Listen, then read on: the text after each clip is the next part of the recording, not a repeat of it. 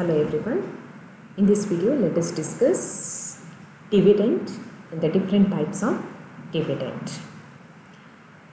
So the shareholders will invest their amount in the share capital of the company. In return, they will get dividend as a reward.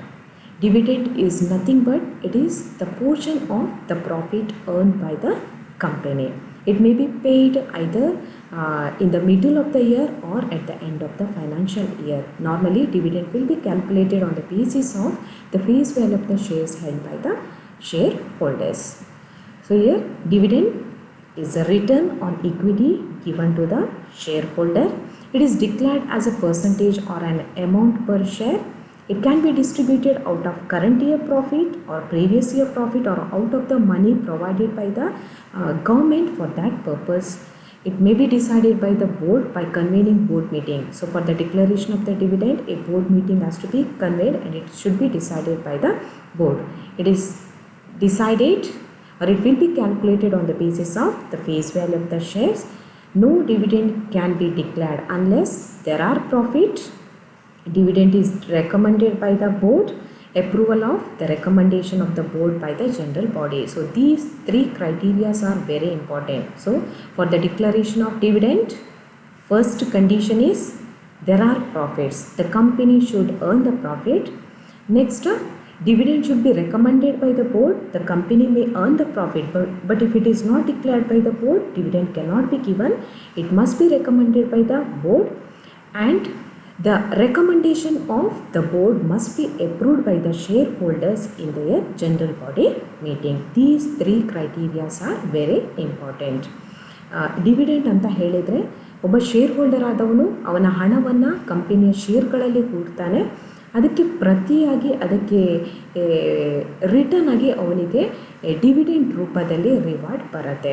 ಆ ಡಿವಿಡೆಂಟನ್ನು ವರ್ಷದ ಮಧ್ಯಭಾಗದಲ್ಲಿ ಕೊಡ್ಬೋದು ಅಥವಾ ಅದರ ಕೊನೆಯ ಭಾಗದಲ್ಲೂ ಬೇಕಾದರೂ ಕೊಡ್ಬೋದು. ಸೊ ಇದನ್ನು ಸಾಮಾನ್ಯವಾಗಿ ಶೇರ್ನ ಮುಖಬೆಲೆಯ ಆಧಾರದ ಮೇಲೆ ನಾವು ಇದನ್ನು ಕ್ಯಾಲ್ಕುಲೇಷನ್ ಮಾಡ್ತೇವೆ. ಸೊ ಡಿವಿಡೆಂಟ್ ಡಿಕ್ಲೇರ್ ಮಾಡಬೇಕಾದ್ರೆ ಅದು ಬೋರ್ಡ್ ಆಫ್ ಡೈರೆಕ್ಟರ್ಸ್ ಅದನ್ನು ಡಿಕ್ಲೇರ್ ಮಾಡಬೇಕು. ಅದನ್ನು ಅವರ ಬೋರ್ಡ್ ಮೀಟಿಂಗಲ್ಲಿ ಡಿಕ್ಲೇರ್ ಮಾಡ್ತಾರೆ. ಈಗ ಕೆಲವೊಂದು ಕಂಡೀಷನ್ಸ್ ಇದೆ. ಡಿವಿಡೆಂಟ್ ಕೊಡಬೇಕಾದ್ರೆ, ಡಿವಿಡೆಂಟನ್ನು ಡಿಕ್ಲೇರ್ ಮಾಡಬೇಕಾದ್ರೆ ಕಂಪೆನಿ ಪ್ರಾಫಿಟನ್ನು ಅರ್ನ್ ಮಾಡಿರಲೇಬೇಕು. ಯಾಕೆಂದರೆ ಡಿವಿಡೆಂಟನ್ನು ಕೊಡೋದು ಕಂಪೆನಿಯ ಪ್ರಾಫಿಟ್ ಮೇಲೆ ಕೊಡುವಂಥದ್ದು. ಕಂಪೆನಿ ಪ್ರಾಫಿಟ್ ಅರ್ನ್ ಮಾಡಿದರೆ ಮಾತ್ರ ಡಿವಿಡೆಂಟನ್ನು ಕೊಡ್ಬೋದು. So dividend can be declared only if the company earn the profit. ಇನ್ನು ಕಂಪೆನಿ ಪ್ರಾಫಿಟ್ ಅರ್ನ್ ಮಾಡಿದರೆ ಸಾಕಾಗೋದಿಲ್ಲ.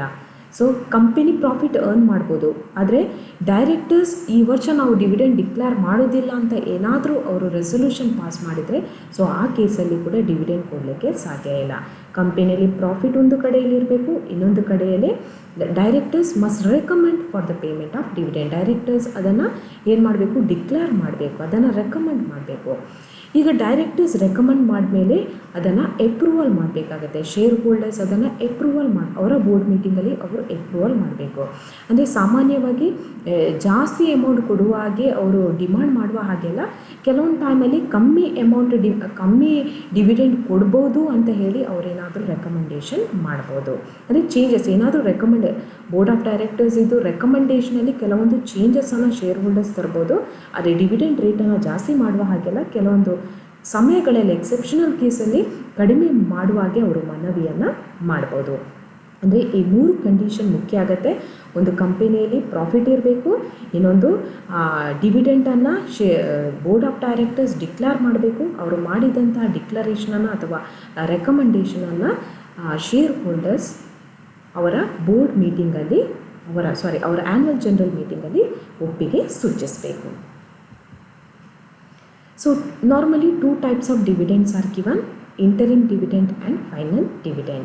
Interim dividend are given in the middle of the year, means before the preparation of the financial statements of the company or before ascertaining the financial result of the company. The final dividend is declared at the end of the financial year and after preparation of the financial statements, and it is declared at the annual general meeting. ಅಂದರೆ interim ಡಿವಿಡೆಂಟನ್ನು ಯಾವಾಗ ನಾವು ಕೊಡ್ತೇವೆ ಅಂತ ಹೇಳಿದರೆ ವರ್ಷದ ಮಿಡ್ಲಲ್ಲಿ ಕೊಡ್ತೇವೆ. ಅಂದರೆ ಆ ವರ್ಷದ್ದು ಪ್ರಾಫಿಟ್ ಎಷ್ಟು ಅಂತ company decide ಮಾಡಿರೋದಿಲ್ಲ.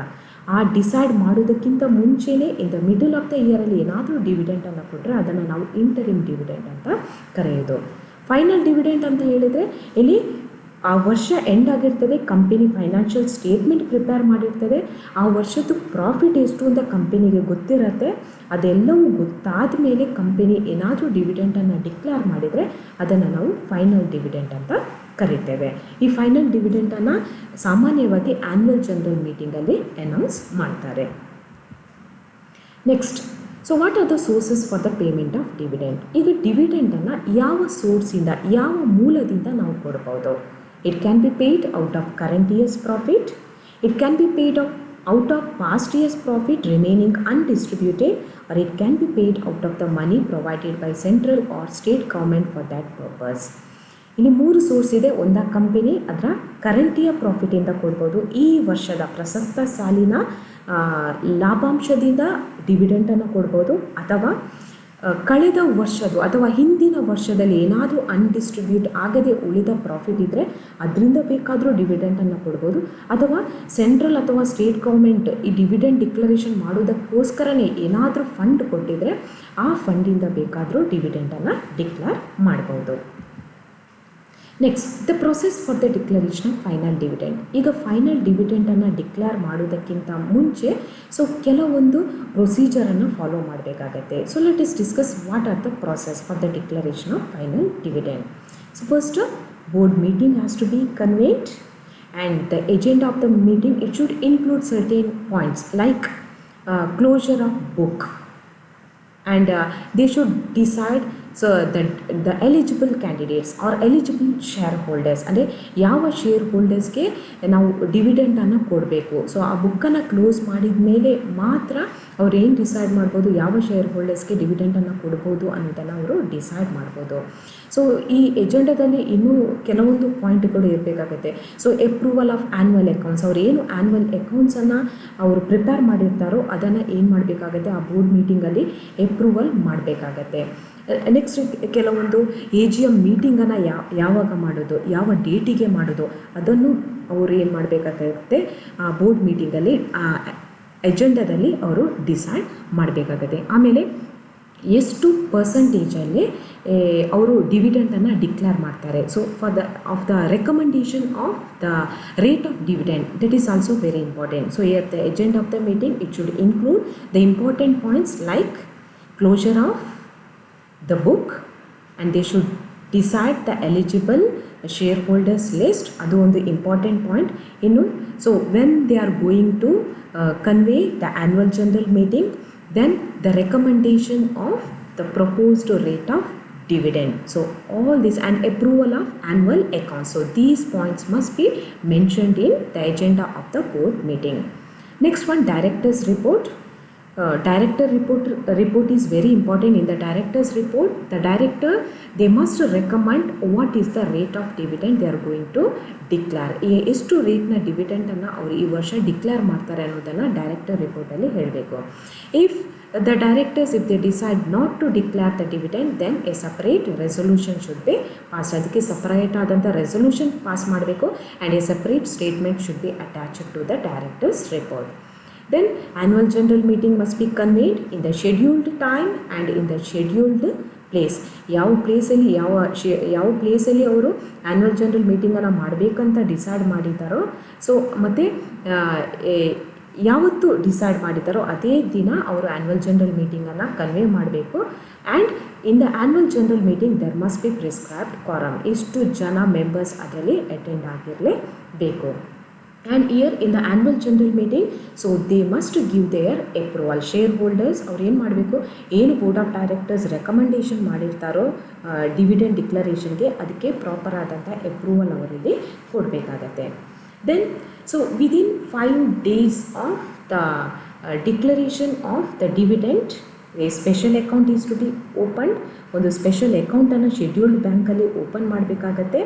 And within 5 days of declaration of the dividend, that amount must be credited to the special account opened at the scheduled bank. The credit of total amount payable to the dividend account. ಅಂದರೆ ಯಾವಾಗ ಡಿವಿಡೆಂಟನ್ನು declare ಮಾಡ್ತಾರೋ ಆ declare ಮಾಡಿದ 5 ದಿನಗಳ ಒಳಗೆ ಅವ್ರು ಏನು ಮಾಡಬೇಕು, ಒಂದು ಶೆಡ್ಯೂಲ್ಡ್ ಬ್ಯಾಂಕಲ್ಲಿ ಅಕೌಂಟನ್ನು ಓಪನ್ ಮಾಡಿ, ಸಪರೇಟ್ ಸ್ಪೆಷಲ್ ಅಕೌಂಟನ್ನು ಓಪನ್ ಮಾಡಿ, ಆ ಸ್ಪೆಷಲ್ ಅಕೌಂಟಲ್ಲಿ ಆ ಅಮೌಂಟ್ ಎಲ್ಲ ಅಮೌಂಟನ್ನು ಕ್ರೆಡಿಟ್ ಮಾಡಬೇಕು.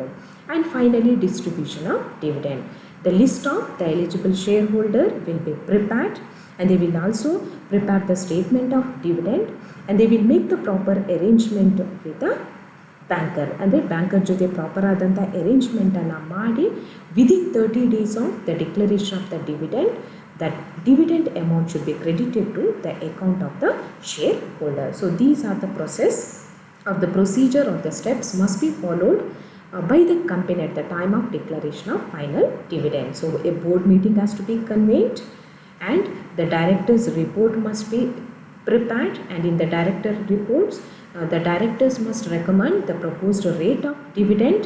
Annual general meeting is to be convened, and in the annual general meeting the shareholders must give their approval for the proposed rate of dividend, and the company should make the proper arrangement for the opening of a special account, and all the dividend amount must be credited to the special account within 5 days of the declaration of dividend, and the proper arrangement must be made for the distribution of dividend.